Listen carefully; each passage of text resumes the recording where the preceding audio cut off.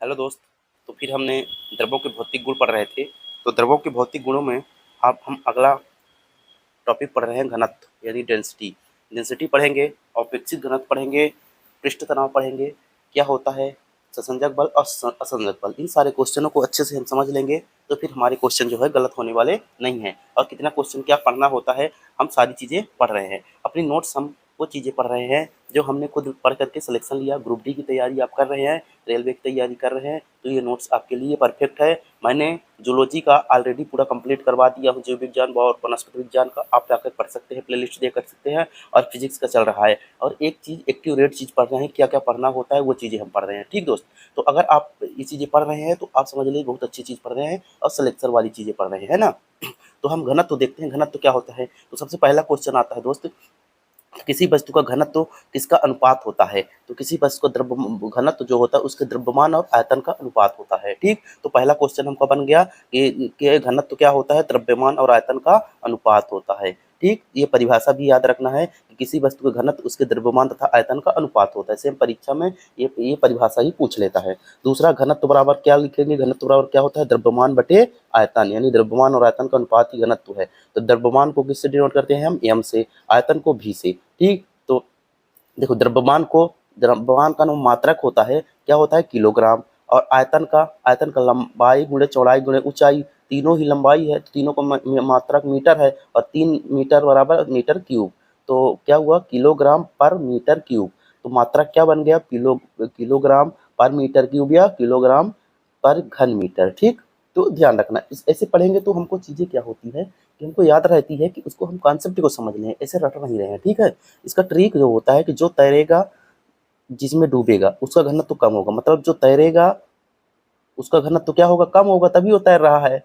और जिसमें डूबेगा उसका घनत्व तो ज़्यादा होता है ना, जो डूबेगा उसका घनत्व अधिक होता है। मतलब कि कोई पत्थर अगर पानी में डूब रहा है, इसका मतलब पत्थर जो है का घनत्व ज़्यादा है और पानी का घनत्व कम है। इसका मतलब और जो तैर रहा है, मतलब कोई कोई आपने प्लास्टिक का टुकड़ा या कोई हल्की चीज़ डाल फेंक दी पानी में, इसका मतलब उसका घनत्व कम रहा होगा, इसलिए वो तैर रहा है ना। तो ये चीज़ें हमको ध्यान रखना है, ऐसे पूछ लेता है किसका घनत्व ज़्यादा है किसका घनत्व कम है ना। घनत्व मतलब ही क्या होता है, घनापन। तो जितना ठोस होगा, घन होगा, मतलब उसमें संघनन ज़्यादा होगा। संघनन जो होता है उसकी जो डेंसिटी होती है, जिसको बोलते हैं कि अणुओं के बीच अंतर अणु बल है वो ज़्यादा होगा, है ना, वो घनत्व होगा।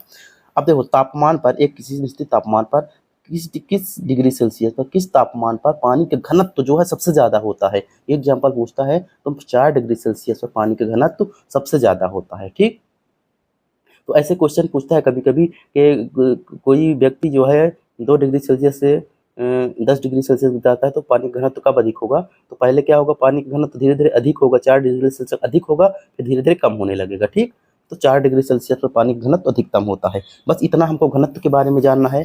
फिर हम अपेक्षित घनत्व देखते हैं। अपेक्षित घनत्व, अपेक्षित शब्द नाम होगा, मतलब अपेक्षा यानी तुलना, किससे करना, किसी की तुलना किससे करना, पानी के घनत्व से। मतलब जल के सापेक्ष किसी वस्तु का घनत्व ज्ञात कर देंगे तो उसको अपेक्षित घनत्व बोलते हैं। मतलब कि अगर किसी वस्तु का आप घनत्व देख रहे हैं तो उसे जल से तुलना करो कि जल का घनत्व से ज़्यादा है कि कम है, जल के घनत्व के अनुपात से कैसा संबंध है, उसको हम अपेक्षित घनत्व कहेंगे। तो पेपर में पूछता है कि अपेक्षित घनत्व किसका अनुपात किससे तुलना की जाती है, किसके घनत्व से, पानी के घनत्व से। ठीक, तो किसी पदार्थ का घनत्व उसके पानी के घनत्व से कितना गुना है, कितना ज़्यादा कम हवा है, उसको हम अपेक्षित घनत्व कहेंगे। ठीक, तो ये भी क्वेश्चन हमको ध्यान में रखना है। अब देखो, जब हम एक ही चीज ऊपर नीचे रखते हैं तो वो मात्रक विहीन हो जाता है, क्योंकि घनत्व आपस में जब कट जाता है तो कोई भी मात्रक या राशि नहीं बचती। इसलिए अपेक्षित घनत्व क्या हो गया, एक मात्रक विहीन राशि है, क्योंकि घनत्वों का 2 अनुपात होता है। ठीक, अब देखो एक क्वेश्चन हमने आर्किमिडीज का सिद्धांत पढ़ा था, तो इसमें अपेक्षित घनत्व की बात आएगी। आर्किमिडीज के सिद्धांत से हम सोने की शुद्धता की धातु का पता लगाते हैं कि अपेक्षित घनत्व जो है, आर्किमिडीज का सिद्धांत जो है वो उससे हम पता लगाते हैं क्या, सोने की जो धातु होती है उसकी शुद्धता का। तो उसका पता लगाते हैं किस विधि द्वारा, अपेक्षित घनत्व की सहायता से पता लगाते हैं। ठीक, अब देखते हैं नया क्वेश्चन क्या बनता है कि लोहे का एक टुकड़ा पारे में तो तैरता है लेकिन पानी में डूब जाता है। इसका अर्थ क्या है कि लोहे का अपेक्षित घनत्व पारे से कम तथा पानी से ज़्यादा है। मतलब जो पानी से कम है, अपेक्षित घनत्व अगर पानी से तुलना किया घनत्व तो पता चला कि उससे कम होगा तभी न तैर रहा है। मतलब अगर वो लोहे का टुकड़ा पारे में तैर रहा है, इसका मतलब पारे का घनत्व तो ज़्यादा है और लोहे का कम, और पानी में डूब गया मतलब लोहे का ज़्यादा हो गया, पानी से लोहे का ज़्यादा हो गया। ठीक, अब बादल आकाश में तैरते हैं, ये क्वेश्चन पूछता है तो किसके कारण? कम घनत्व के कारण। घनत्व कम है इसलिए बादल तैरते हैं।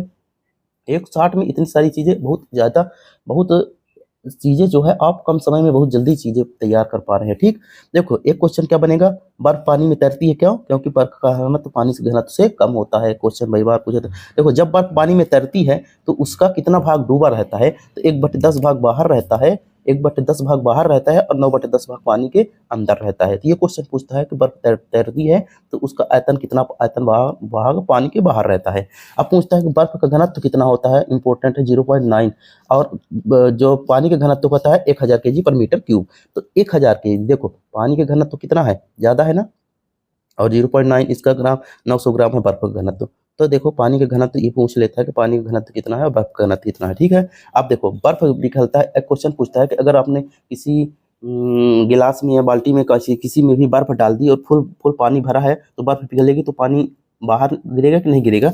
तो इससे इतना जान लेंगे बर्फ पिघलने पर आयतन सेम रहता है। मतलब अगर बर्फ पिघलने पर आयतन बढ़ता नहीं है। बर्फ होता है जहाँ से पिघलेगा उसी जगह में अपने आप को समेट लेगा। मतलब जिस जगह से बर्फ पिघलेगा पानी वहीं पर आ जाएगा। ठीक, तो बाहर पानी नहीं गिरता है और बर्फ हमेशा नीचे से पिघलती है। ठीक, इसको ध्यान रखना, अगर बर्फ रखी है तो नीचे से पहले पिघलेगा। और ये हमने पढ़ दिया है गलनांक और क्वथनांक में, गलनांक कम होने के कारण वो नीचे से पिघलता है। क्यों पिघलता है तो इसको ध्यान रखना होगा कि बर्फ हमेशा नीचे से पिघलता है। देखो जब ये क्वेश्चन, जब जल जम जाता है तो उसका घनत्व तो कम हो जाता है। आपने पढ़ चुका है पहले कि जल का घनत्व का जो है बर्फ का घनत्व तो कम होता है जल से, तो जम जाता है, बर्फ बन गया, बर्फ का घनत्व तो कम हो जाता है। सबसे ज़्यादा घनत्व किसका होता है? तो ओस्मियम धातु है जो, उसका घनत्व सबसे ज़्यादा होता है। ठीक, तो इस तरह हमने इतनी चीज़ें पढ़ा, घनत्व और अपेक्षित घनत्व, इसके बाहर आप क्वेश्चन नहीं पाएंगे। और अच्छी चीज़ें आपने सारी चीज़ें पढ़ ली है, एक जगह पढ़ ली है और बहुत सारी चीज़ें आप अच्छे से कवर कर चुके हैं। अब हम देखते हैं दूसरा, ससंजक बल और असंजक बल। ससंजक बल और असंजक बल क्या होते हैं, इसकी परिभाषा ध्यान रखना। इससे एग्जांपल पूछता है कि समान अणुओं के बीच लगने वाले बल को क्या कहते हैं? जो दो समान अणुओं के बीच जब बल लगता है तो उसको ससंजक बल कहते हैं, और असमान अणुओं के बीच लगने वाले बल को असंजक बल कहते हैं। ससंजक बल किसका होता है? ठोस का ज़्यादा, द्रव का, फिर गैस का। और जैसे मार्कर में, व्हाइट बोर्ड से मार्कर में लिखा तो व्हाइट बोर्ड जो है वो ठोस हुआ, और मार्कर के अणु आपस में चिपक करके जो बल लगार से जुड़ गए ना, तो वो असंजक बल है, क्योंकि अलग अलग प्रकार के अणुओं से मिलकर बना है। और एक ही पदार्थ से जब मिलकर बीतते हैं तो ससंजक बल होता है, जैसे एक ही अणुओं के बीच लगने वाला बल। ठीक, बस इसमें परिभाषा ध्यान रखना। इसमें आता है अब सरफेस टेंशन, पृष्ठ तनाव से बहुत सारे क्वेश्चन पूछे जाते हैं, तो हम इसको अच्छे से पढ़ लेते हैं। क्या होता है पृष्ठ तनाव? Surface tension. देखो जब द्रव का स्वतंत्र पृष्ठ सदैव तनाव की स्थिति में होता है, किसी भी द्रव का स्वतंत्र पृष्ठ, जैसे आपने गिलास में पानी रखा तो पानी के गिलास के ऊपर वाली सतह स्वतंत्र होती है, तो स्वतंत्र पृष्ठ तनाव की स्थिति में होती है। मतलब वो हमेशा तनाव टाइप में रहता है। मतलब उसमें कोई चीज़ डालेंगे तो ऐसा ये नहीं है कि तुरंत डूब जाएगा, उसमें एक परत टाइप की रहती है। पानी के तनाव की स्थिति में हल्की परत, एकदम पतली परत होती है, टाइप रहती है, उसे हम पृष्ठ तनाव कहते हैं। तो उसमें कम क्षेत्रफल या आकार प्राप्त करने की प्रवृत्ति होती है। जो तनाव वाली स्थिति होता है वो कम क्षेत्रफल या आकार प्राप्त करने की प्रवृत्ति होती है। यह द्रव के पृष्ठ को यह तनाव पृष्ठ तनाव कहलाता है। ठीक है, पृष्ठ तनाव बराबर क्या होता है? ध्यान रखना, बल बटे लंबाई। बल का जानते हो आप, बल के kg kg metre second square बटे मीटर। और पृष्ठ तनाव किसका ज्यादा होगा? शहद, पानी और रसन। तो शहद का सबसे ज्यादा पृष्ठ तनाव से पानी का पृष्ठ तनाव। अब देखो ताप बढ़ाने पर क्या पड़ता है? एक क्वेश्चन, ताप बढ़ाने पर पृष्ठ तनाव क्या होता है? घट जाता है। ठीक, ताप बढ़ाने पर पृष्ठ तनाव घटता है। अब क्वेश्चन क्या पृष्ठ तनाव से पूछते हैं, इसको देखो 61। वर्षा की बूंदें जो होती है या पारे की बूंदें का कण गोलाकार क्यों होती है? तो ये पृष्ठ तनाव के कारण होती है। पतली सुई पानी में तैरती है, इसका क्या कारण है? पृष्ठ तनाव है। क्वेश्चन है, ये कि क्वेश्चन है, शेविंग ब्रश के बाल का चिपक जाना, ये क्या है? ये भी क्या है? पृष्ठ तनाव के कारण। मच्छरों के लार्वा तैरते रहते हैं, मिट्टी के तेल छिड़क देने पर पृष्ठ तनाव क्या हो जाता है? कम हो जाता है। गर्म खाना स्वादिष्ट लगता है, ये भी किसके कारण होता है? पृष्ठ तनाव के कारण। ठीक, तो इतनी सारी चीजें हमको पृष्ठ तनाव के एकदम याद रखना है। यही क्वेश्चन बार बार पूछेगा, और यही पूछेगा कि जो गोलाकार बूंदें होती है वो गोल क्यों होती है? तो पृष्ठ तनाव के कारण होती है। ठीक, अब देखते हैं केशुकत्व यानी कि कैपिलरी, ये क्या होता है? इसको देख लेते हैं। इससे 2-3 क्वेश्चन पूछते हैं, उसको हम देख लेंगे। तो देखो केश नली, जब कोई पतली नली होती है, पतली कांच की नली होती है, तो उसे केश नली कहते हैं। तो केश नली का द्रव जो है ऊपर चढ़ना या नीचे उतरना क्या कहलाता है? केशिकत्व कहलाता है। केस नली बहुत पतली एक समान त्रिज्या वाली खोखली नली होती है, जिसमें जो है पानी के ऊपर चढ़ने नीचे चढ़ना किसके कारण होता है, केशिकत्व के कारण। ये एक फार्मूला होता है केशिकत्व का, इसको ध्यान में रखना है, ठीक है। फिर देखो इसमें क्या होता है, सामान्यतः जो द्रव कांच को भिगोता है वह केस नली में ऊपर चढ़ता है, और जो द्रव कांच को नहीं भिगोता है केस नली में ऊपर नीचे उतर जाता है।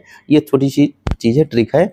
लेकिन देखो इसका क्वेश्चन क्या पूछा जाता है, मिट्टी का जो तेल होता है वो बत्ती में, जैसे लालटेन वगैरह में है, चिमनी वगैरह में, वो किस विधि द्वारा चढ़ता है, तो वो केशिकत्व के विधि द्वारा चढ़ता है। एक क्वेश्चन और इससे पूछा जाता है, जो एक ये क्वेश्चन पूछता है, जो पौधे की जड़ होती है, तो पौधे की जड़ों द्वारा जो पानी ऊपर जाता है, पत्तियों तक जाता है, तो जड़ों का पानी, जो पौधे की जड़ों द्वारा पानी किस विधि द्वारा जाता है, तो इसी केशिकत्व विधि या केशिका विधि द्वारा ही पानी ऊपर चढ़ता है, ठीक। तो इस तरह क्वेश्चन पूछे जाते हैं। तो इन सारी चीज़ों को हमको ध्यान में रखना है। यही टॉपिक एक एक टॉपिक पूछे तो हर टॉपिक के बारे में हमको नॉलेज होनी चाहिए, तब जाके हमारे क्वेश्चन अच्छे से क्लियर होंगे। सारे क्वेश्चन कर लेना है हमको, और अच्छे से आप तैयारी करो दोस्त। एक एक टॉपिक को अच्छे से पकड़ के बनाएंगे तो हमारे सारे क्वेश्चन सही भी होंगे, तब जाके सिलेक्शन होगा दोस्त। तो एक एक चीज़ें पढ़ना पड़ता है, ऐसा नहीं है, ठीक ना दोस्त। हम आपके एग्जाम्पल हैं, ऐसा नहीं है। हम जो बता रहे हैं तो वो चीज़ें पढ़ के और सिलेक्शन लेकर के आपको बता रहे हैं, ठीक दोस्त। तो थैंक यू। Next video.